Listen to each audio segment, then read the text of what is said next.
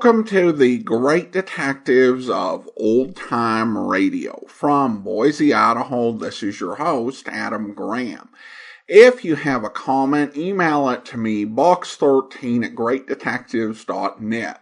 Follow us on Twitter at Radio Detectives, and check us out on Instagram, instagram.com/greatdetectives.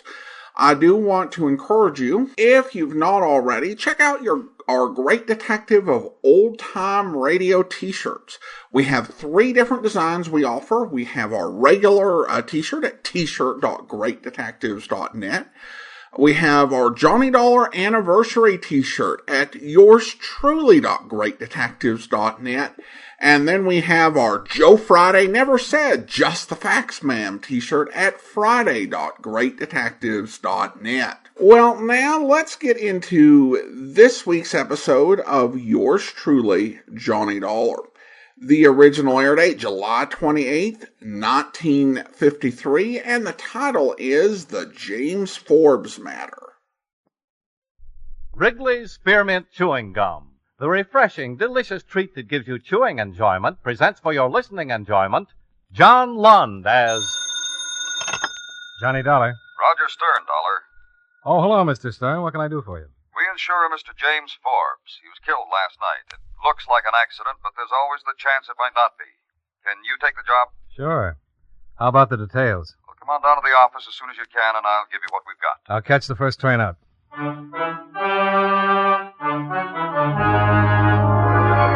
the makers of Wrigley's Spearmint Chewing Gum bring you John Lund in another adventure of the man with the action-packed expense account, America's fabulous freelance insurance investigator. Yours truly, Johnny Dollar.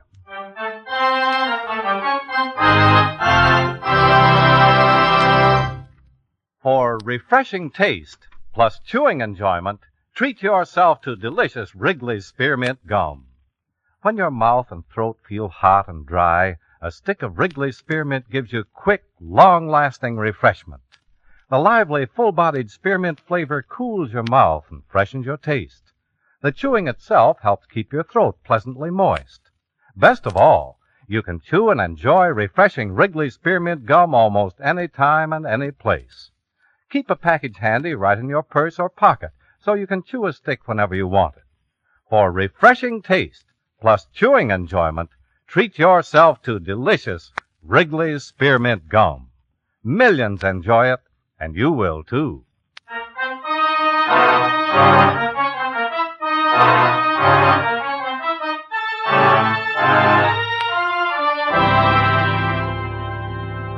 Expense account submitted by Special Investigator Johnny Dollar to Home Office, Intercontinental Indemnity and Bonding Corporation, New York City. The following is an accounting of expenditures during my investigation of the James Forbes matter. Expense account item 1, $13.95, train fare and incidentals between Hartford and New York City. After receiving from you the details regarding the death of James Forbes, I registered at the Madison Hotel and went directly to the 5th Precinct Police Station and interviewed Lieutenant Arthur Parkhill, who was handling the case. Well, there really isn't much more to tell, Mr. Dollar, other than what you know. You're convinced it was an accident? I'm convinced he fell over the edge of a 110-foot cliff, that it looks like an accident. Certainly doesn't mean the case is closed, but so far there's no motive for murder. There's a wife. Yeah? Mr. Forbes had quite a bit of money. Well, that's an understatement. Mr. Forbes was loaded. And Mrs. Forbes gets everything, including a $500,000 insurance policy. Look, that's the first thing we considered, but just because a husband's got money and a great big fat insurance policy... Now, wait a minute. I'm not trying to tell you how to do your job. Now, we've checked the wife. Checked her good. The way it looks, she liked being married. She was in love with her husband. When he went over the cliff, she was in the house. 4 servants can swear to it. He just fell over the cliff. According to everything we can find out, he took long walks every night along the cliffs by the ocean. Last night it was unusually foggy. Certainly possible he got too close to the edge, missed his footing, and did a high dive. How about suicide? At least there's no reason we can come up with. Good health, business doing better than it ever has. Textiles, isn't it? Yeah, biggest in the country. There's absolutely nothing that indicates suicide, especially no suicide note. There usually is. Uh-huh. The Forbes estate is out on the island, isn't it? Yeah. Gonna take a run up? Yeah, I thought I might. Well, thanks for your help. Nice meeting you. Nice meeting you, Mr. Dollar. Let me know if you come across anything.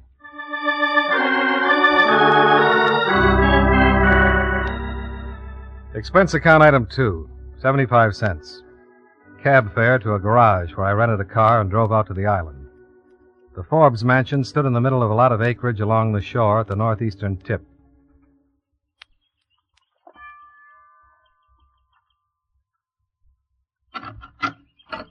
Yes? I'd like to see Mrs. Forbes, please. I'm afraid Mrs. Forbes is seeing no one. Tell her Mr. Dollar is here. I believe Mr. Stern from my company called Mrs. Forbes and told her I was coming out. Mr. Dollar? That's right. If you'll wait a moment. Sure. Take your time.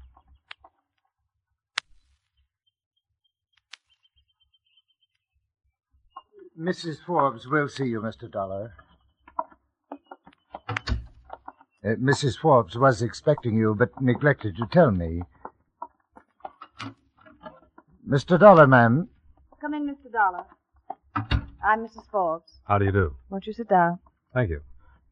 Mr. Stern called, said you were coming out. He seemed to think it was necessary. Yes, routine. Unfortunately, in a matter like this... I understand. Better to get it over with. I suppose so.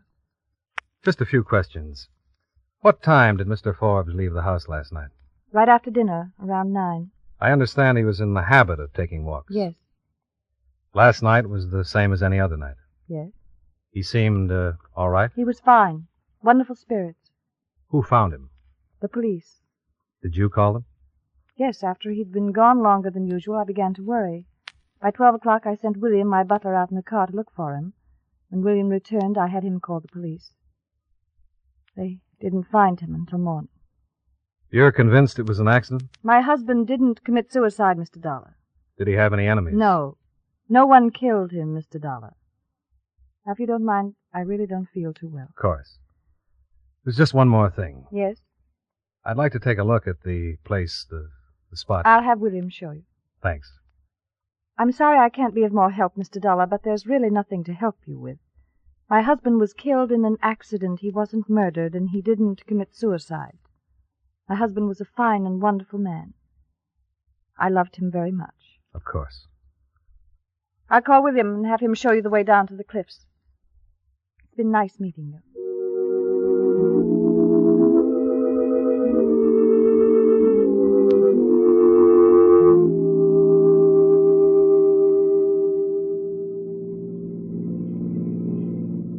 This is a terrible thing, William. Yes, sir. How long have you been with the Forbes? 10 years, sir. Theirs was a good marriage. Oh, yes, sir. About another 100 yards, sir. You can stop here.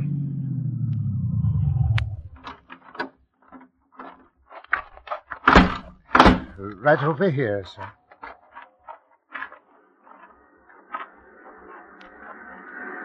They found Mr. Forbes right down there, sir. Long drop. Yes, sir.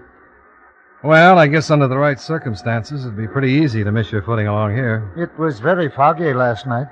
Yeah. Well, come on. I'll drive you back. Mr. Dollar. Mr. Dollar, I don't know quite how to say this. I've nothing ready to go on except, well, I'm not convinced that Mr. Forbes' death was an accident. Why aren't you? It's hard to say.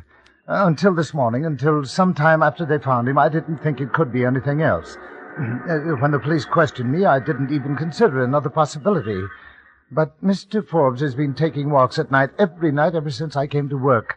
He's walked in all kinds of weather. He knew those cliffs from one end to the other. Well, people take showers in the same shower year after year, and still a certain percentage of them slip and break their necks. It's not just the walks and the fact that Mr. Forbes was so familiar with these cliffs.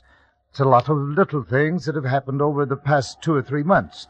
Nothing really definite. Telephone calls. What kind of telephone calls? Several times Mrs. Forbes has made calls.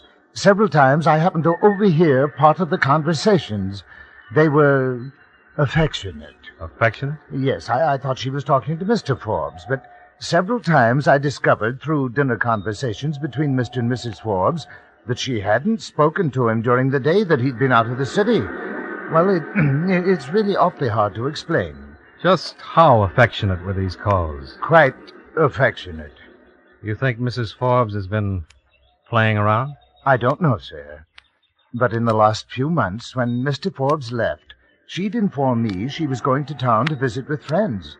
and she'd very seldom return until the day before Mr. Forbes was supposed to be back from his trip.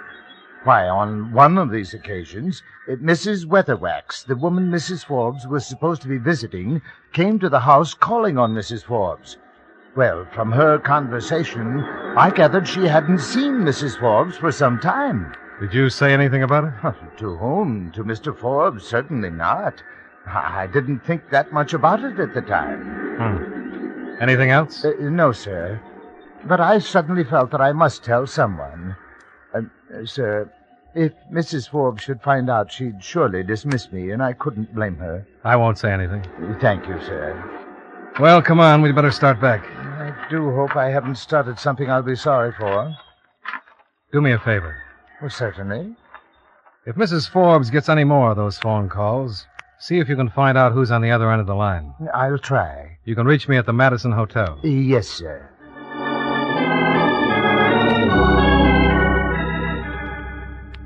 I drove William back to the house, then headed for the city. It was close to 5 o'clock when I got back to my hotel and called Lieutenant Parkhill. I told him about my conversation with the butler, and he was interested. He agreed to do some more checking on Mrs. Forbes' friends, especially the men. Expense account item 3, $7.50, dinner. After which I took a short walk, then returned to my hotel to get a good night's sleep. I was just turning off the light when the phone rang.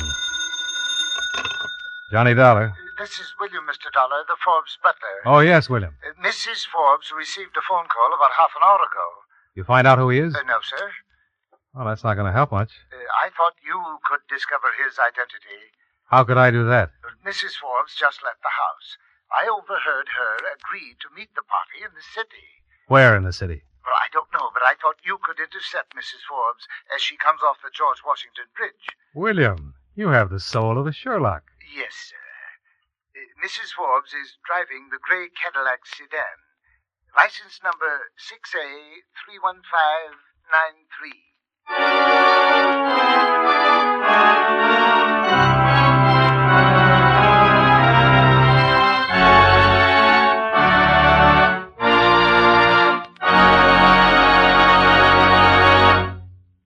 Friends, no matter what kind of work you do, it's a real help to chew delicious Wrigley Spearmint gum right while you're working.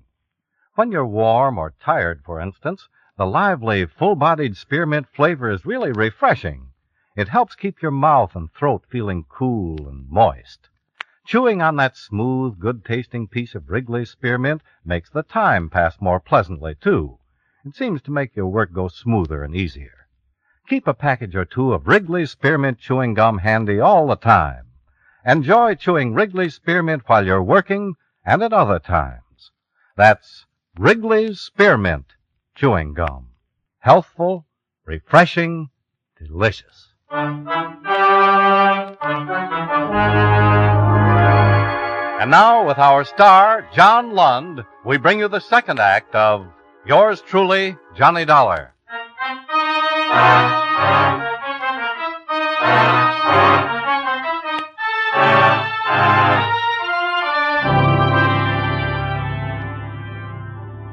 It took me 5 minutes to get back into my clothes and make it down to my car. 20 minutes after that, I was parking at the city side entrance of the Washington Bridge, waiting for Mrs. Forbes to show up in her gray Cadillac. I waited about a half hour. She came off the bridge doing a little better than the speed limit and turned south. I started tailing her.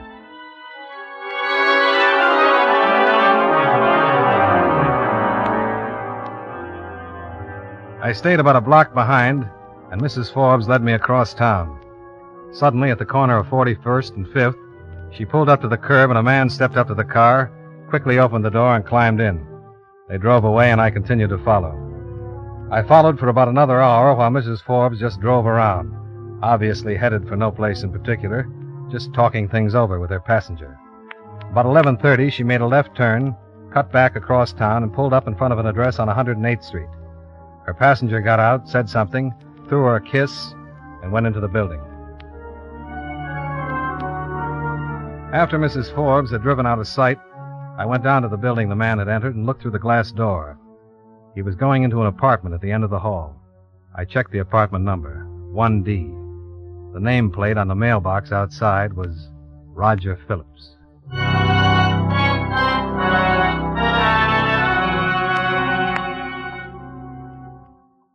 I don't know Roger Phillips, Dollar.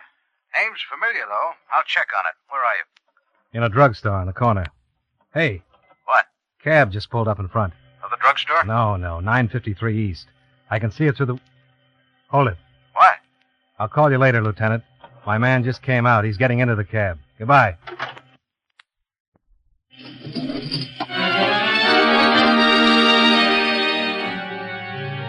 The cab was 2 blocks away and turning left by the time I was able to follow. It led me across town to the waterfront in a small, tired saloon named the Blue Toad. I watched while my man paid off his driver, then I followed him into the dive. The Blue Toad was one room, a few tables and a bar. The customers were off the waterfront, seamen, stevedores, and bums with saltwater faces and an occasional tattoo. The air smelled like stale beer, live bait, and bad tobacco. I watched my man cut his way through the heavy blue haze and sit down. Another man sat at the table, a short man with a dark face. I found a table near the door, gave my order to a waiter with a crusty apron, and relaxed to see what was going to happen. Hello? Huh? Oh. You alone? Oh. Yeah, but I'm, Buy me a drink, huh? Sure. Well, what'll it be? Champagne. Doesn't that get a laugh? Was it supposed to?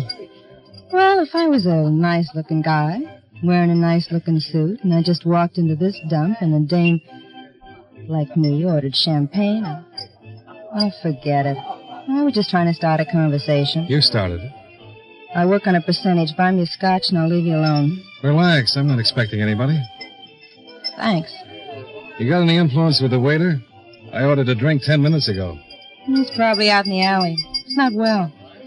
About this time of night, he can't stand the smoke and goes out to stock up on fresh air. He'll be right back. What's your name? Jane. Yours should be, Mike? Or Bill? Yeah, you look kind of like a Mike. Why? I don't know. Feeling you get when you look at some people. Some people look like certain names. It's Johnny. Johnny? Doesn't fit? I guess so. Who are you watching, Johnny? What makes you think I'm watching somebody? Because you are. You've been watching those 2 guys in the back. Okay. Cop? Uh-uh. The good-looking one just passed Timmy a bundle of money. You know the little dark guy? Forget it, huh? Tell me about Timmy. Tell me about Johnny. I'm not a cop. Nope. A cop would know all about Timmy. The good-looking one's leaving. I'm interested in Timmy. And Timmy or the money he just got. Both. You're not a stick-up man, Johnny. Not a bit. I'd like to help, but Timmy finds out about things. Timmy's a bad boy. Hasn't got a friend in the world. Not even me. You leaving? Yeah. Oh, here. Buy some champagne. Thanks. Bye, Johnny.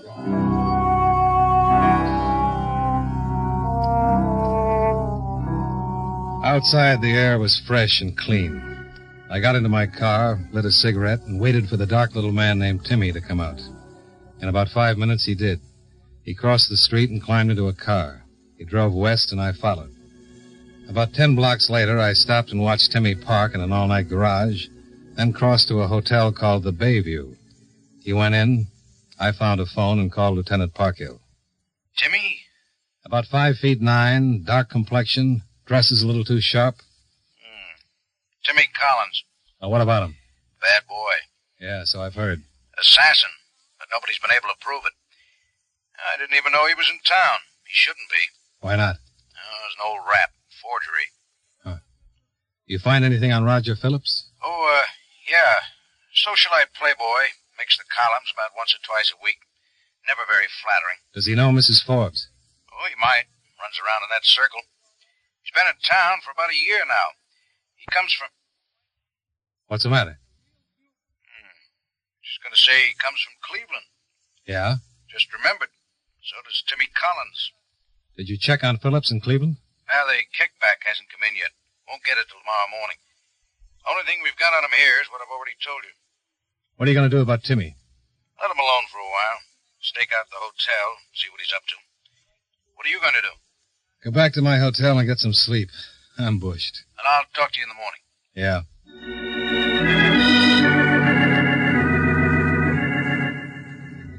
Expense account item 4, $2.65. Breakfast the next morning with Lieutenant Parkhill at a waffle shop across the street from the precinct. Roger Phillips skipped Cleveland owing a lot of money. The Cleveland report gives him a clean police record, but one thing's pretty interesting. Most of the money he owed was for gambling debts. Owed it to Timmy Collins. Huh. Unless we've wandered too far out in left field, I got a hunch Timmy killed Forbes. Met him on that lonely road by the cliffs and gave him a shove. Yeah, I have the same hunch. Mrs. Forbes falls for Phillips, and together they plan to eliminate the husband. Phillips makes a deal with Timmy, maybe agrees to give him a big interest on the debt when he marries Mrs. Forbes and gets his hands into all that money. Does Phillips have enough money to pay for a job like that? Well, if he doesn't, he probably borrowed it from Mrs. Forbes. It was a big stack of bills. Why don't you check with Mrs. Forbes' banks and see if she withdrew a large amount in the last couple of days? Yeah, right. Or, want some more coffee? No, I think I'll make a call on Roger Phillips. Maybe I can force this thing out in the open. What are you going to tell him? Enough to scare him, get him into action. When people get frightened, they get careless. Yeah, but they can get dangerous, too. You watch yourself. Oh, like a hawk.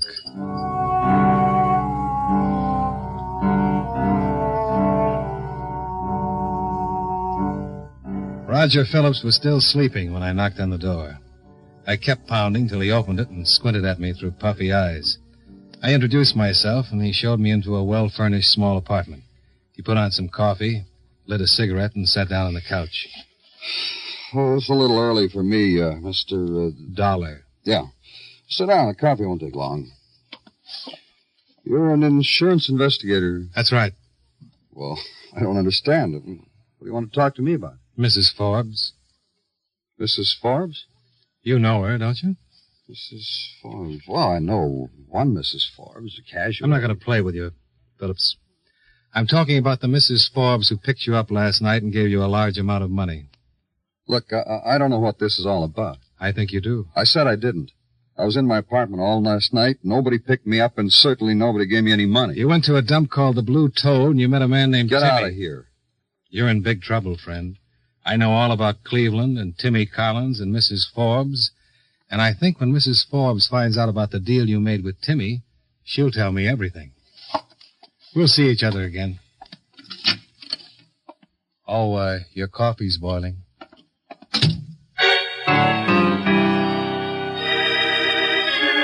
Well, I'd given him the bait. A lot of hunches, but from his reaction, I was sure I'd scored. I went downstairs, crossed the street to the drugstore, waited 5 minutes to give Roger enough time to make his calls, then I slid into the phone booth and made a call of my own. Yes, sir. Mr. Forbes' residence. William, this is Mr. Dollar. Oh, yes, sir, Mr. Dollar. I was just going to call you, sir. Did Mrs. Forbes just receive a call? Yes, sir, just a moment ago. It was from the same man. She's going to meet him. Meet him? Where? By the cliffs. Phillips had taken the bait. Only 2 people could implicate him in Forbes' murder, Mrs. Forbes and Timmy, and he'd called Mrs. Forbes to meet him by the cliffs. I put in another call to Lieutenant Parkhill. That's right, Johnny. The stakeout has a tap on Timmy's phone. Phillips just called him, said to pick him up as soon as he could. Phillips told Timmy there was trouble, that some guy named Dollar had found out about the whole setup. Shame on you. We want to stop a couple killings. We better get right out there. A couple of killings? Sure. Phillips lets Timmy take care of Mrs. Forbes, then he takes care of Timmy. It's the only way he can protect himself. I'll pick you up in 5 minutes. Oh, by the way, I checked with the bank. Mrs. Forbes made a withdrawal the day before yesterday. $10,000. The lieutenant was as good as his word. In 5 minutes, he pulled his squad car up in front of the drugstore, and I got in. Well, you want to wait for Timmy to pick up Phillips and tail him? Oh, we know where they're going. Better if we get there ahead of time. Right.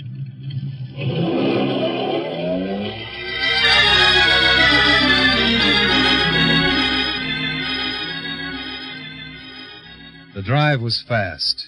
We swung off the main road on the island and headed up the private one to the Forbes estate at about 2:30 in the afternoon. Halfway to the house, we spotted Mrs. Forbes walking along the road by the cliffs. We stopped. She looked startled as we got out. Hello, Mrs. Forbes. Good afternoon, Mr. Dollar. You've met Lieutenant Parkhill. Yes, hello, Lieutenant. I was just taking a walk. To meet Roger Phillips. I beg your pardon. Oh, we know all about it, Mrs. Forbes. All about what, Lieutenant? Your husband's death. Who killed him? Why he was killed. I'm afraid I don't understand. My husband was... Roger Phillips will be along any minute. The man he paid to kill your husband will be with him. I think he intends to kill you. This is the most ridiculous... Mrs. Forbes. Roger Phillips left Cleveland owing a large gambling debt to a hoodlum named Timmy Collins. Last night you picked up Mr. Phillips and gave him $10,000, which he in turn gave to Collins. And we think he made another deal with Timmy. After he married you, he could pay off his gambling debt with interest. Might as well tell us about it, Mrs. Forbes. He doesn't care about you. You and Timmy are the only ones that can implicate him. And he's on his way here right now to see that you don't. I don't believe you. Well, then find out for yourself. We'll duck the car behind those trees and give you plenty of protection when he gets here. Find out for yourself.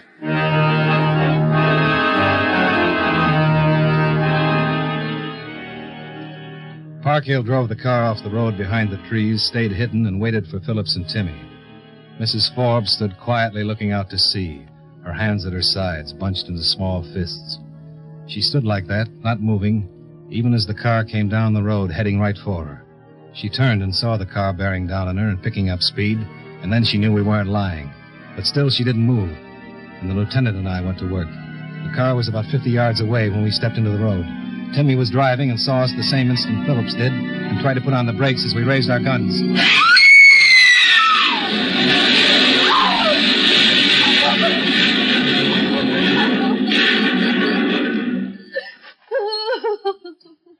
Oh, what a mess. Yeah. I'm sorry it worked out that way. He was going to kill me, wasn't he? He sure was. You want to tell us about it? Oh, yes. It doesn't make much difference now, does it? No, I'm afraid it doesn't.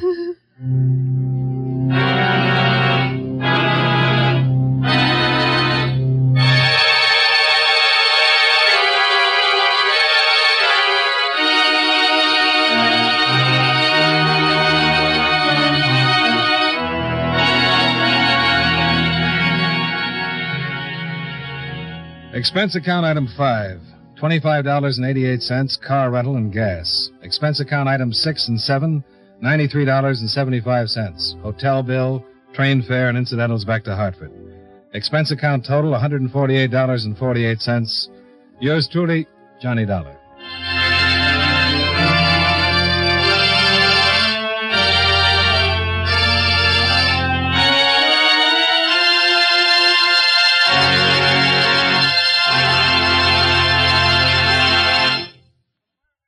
Remember, friends, for refreshing taste plus chewing enjoyment, treat yourself to delicious Wrigley's Spearmint Chewing Gum.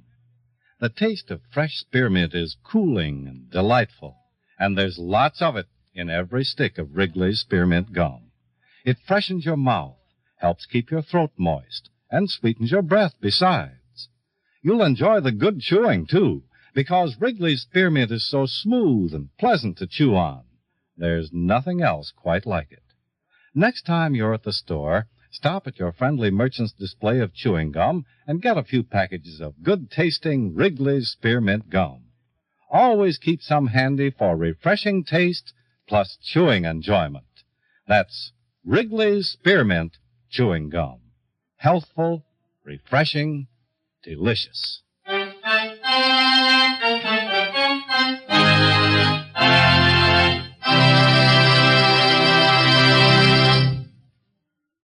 Yours truly, Johnny Dollar, brought to you by Wrigley's Spearmint Chewing Gum, stars John Lund in the title role and was written by Blake Edwards with music by Eddie Dunstetter. Featured in tonight's cast were Larry Thor, Jack Moyles, Bob Griffin, Mary Jane Croft, and Gene Howell. Yours truly, Johnny Dollar, is produced and directed by Jaime Del Valle.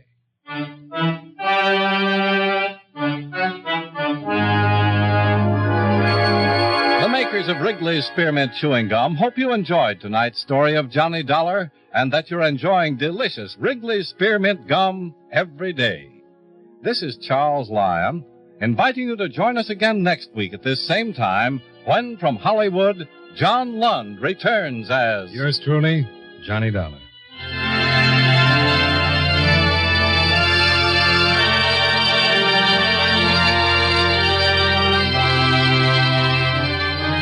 This is the CBS Radio Network. Welcome back. Well, trying to run over her in a car, that was a bit of a blunt approach. That obviously did not work out too well. Also, I was suspicious of her story, the way that she said that she loved her husband and was so devastated by the loss. I wonder, was it intended to be that obvious that she was not telling the truth? It didn't seem like Johnny was suspicious at all, and I kind of wonder about that. Obviously, Shirley Mitchell was a great radio actress, so I don't think she would just randomly chose to deadpan it. But either she deadpanned it without direction from Jaime Del Valle, or Del Valle did it without it necessarily being considered as something that Blake Edwards intended when he wrote the script. At any rate, we turn now to listener comments and feedback. And Peter emails in. He says, Adam, I thoroughly enjoy your podcast with the introduction and analysis of each of the Johnny Dollar episodes. I have a question about how the character Johnny Dollar makes a living. In each episode, Johnny describes his expenses as he solves another insurance case. The implication is that those expenses are recoverable from the insurance company. Johnny must use his own money as the case proceeds, and only at the very end does he submit his expenses. But recovering just expenses is no way to make money or a living. Does Johnny get paid a salary or a percentage of the insurance recovered or saved? Johnny is an independent contractor. He must charge a daily fee plus expenses. But that daily fee is never mentioned. In the Richard Diamond radio series, he charges his clients $100 per day plus expenses. It clearly states at the beginning of each episode, and some potential client complains about the fee. Diamond is the best in the business, so he says, and the clients usually write a check. Occasionally, Diamond feels sorry for the person in trouble and reduces the fee or gives it for gratis. Could Johnny be independently wealthy? I doubt it. Again, thanks for your podcast. Well, thank you so much for the question, Peter. It's one that we've addressed in the past, but it's been a while. There are actually several ways in which Johnny is paid. One you referenced is the percentage for recovery. Now, it's important to mention that Johnny works for a wide variety of different insurance companies, and he also works for companies that cover a wide variety of different products, including personal insurances, life insurance, as well as property and various other sorts of products. So his payment's going to vary a bit. Recovery on a percentage of a recovery, it tends to be on some of property-related claims. And I think the ones where that has been a big part of his payment have tended to be colder cases.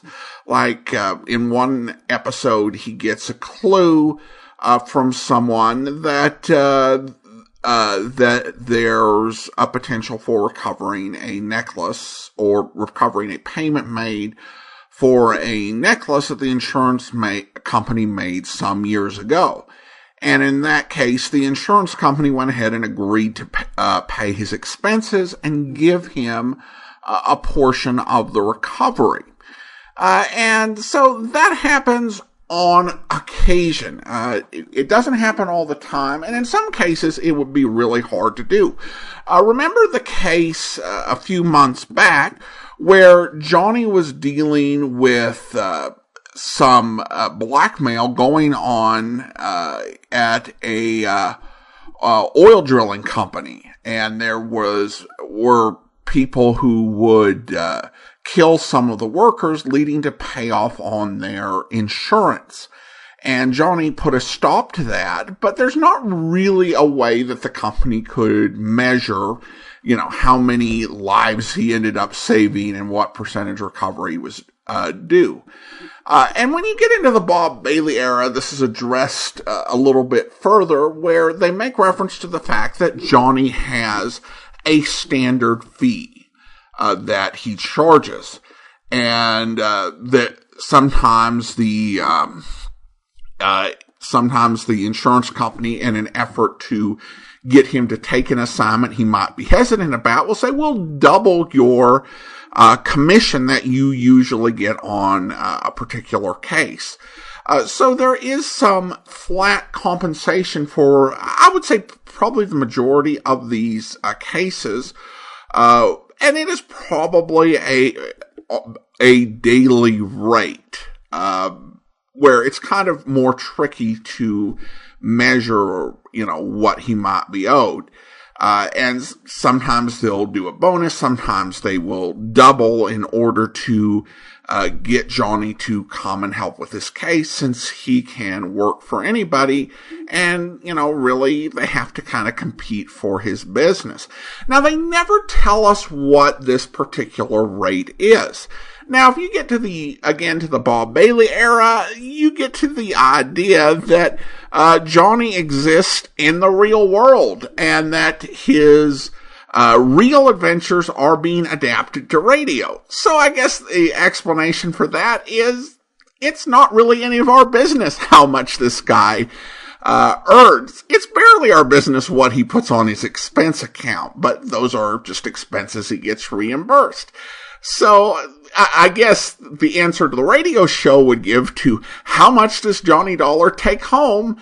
And the answer would be none of your business. And if you're telling real life stories, which was the premise during the Bailey era, and really throughout the rest of the Jack Johnstone run, then it makes sense that exact compensation wouldn't be revealed. The only other source of income is that in, again, some of the Bailey stories, there were people who just liked Johnny and appreciated the work that he did and would give their own bonuses.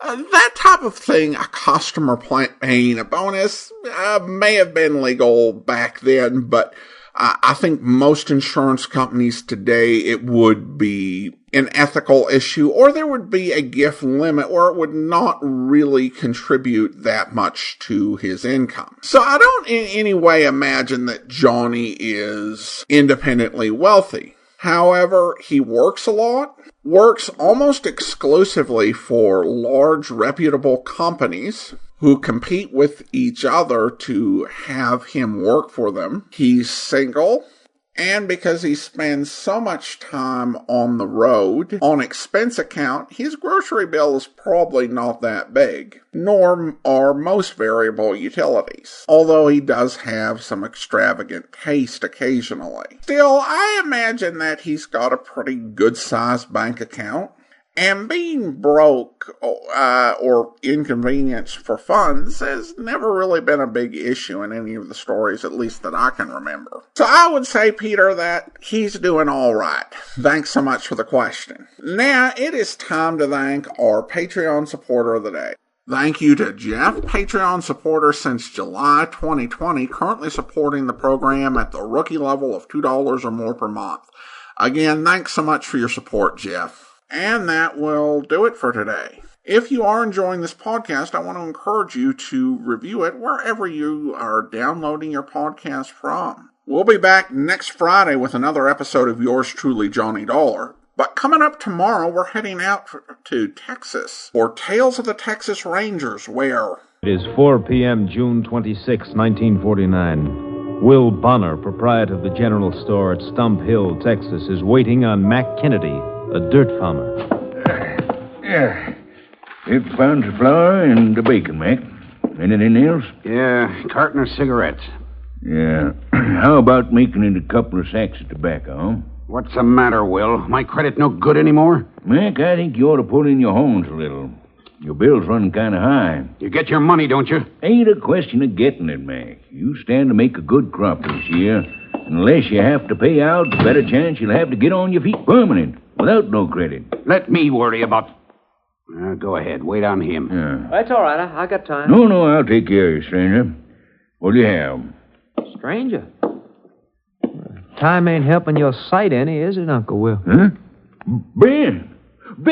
Well, dang it, boy, you changed. How do you like that? Didn't recognize my own blood relative. Oh, Liz! Come see who's here. Willie Ann sees you. What is it, Will? Don't say nothing. Fella wants to know you want to buy some perfume. Perfume? Why, land, no, Will. You could have told him that. What would I do with... Why, it's your brother's boy, Ben. It sure is. Stop cackling, Will. You know about your pa. I know he's dead. Oh, being glad to see you, Ben. I almost forgot. It happened last winter. The pneumonia. Yeah, we tried to locate you, boy, but nobody knew where you was. Nobody would have wanted to know. I was in the pen at Huntsville. Huh? That's where I've been for 4 years. In the prison? Your pa never said... Wasn't nobody's business but mine. Well, Ben, I guess we can talk that over later. You want to stay? There's a place here. I ain't asking you for nothing, except what's coming to me. I just want you to buy out my pa's share of the store and pay me off. Well, Ben, your pa never did have a share in the store. You only worked for me. What you trying to get away with, Uncle Will? He told me he was going in with you when he moved out here. But, Ben, you knew your pa. He always talked big, but he never did have a dime of his own. You telling me about my own pa? No, we ain't running him down, boy. He never harmed nobody, but talking big was just his way. Look, I come to get what's mine. Do I get it or don't I? Ben, there's a bed and a job waiting for you if you want 'em. You're kinfolk, and that makes you welcome. But outside of that, there ain't nothing here that's yours. You're going to pay me out for you. What? You just hold on, young... Let me go. Hey, turn him loose, lad. Reckon I can still take care of myself. Maybe you can, maybe you can't, Uncle Will. I'm staying around town to give you a chance to change your mind. Now, I'm warning you. I'm going to get what's mine if I have to kill you for it. I hope you'll join us then. In the meantime, do send your comments to box13 at greatdetectives.net. Follow us on Twitter at Radio Detectives and check us out on Instagram, instagram.com/greatdetectives. From Boise, Idaho, this is your host, Adam Graham, signing off.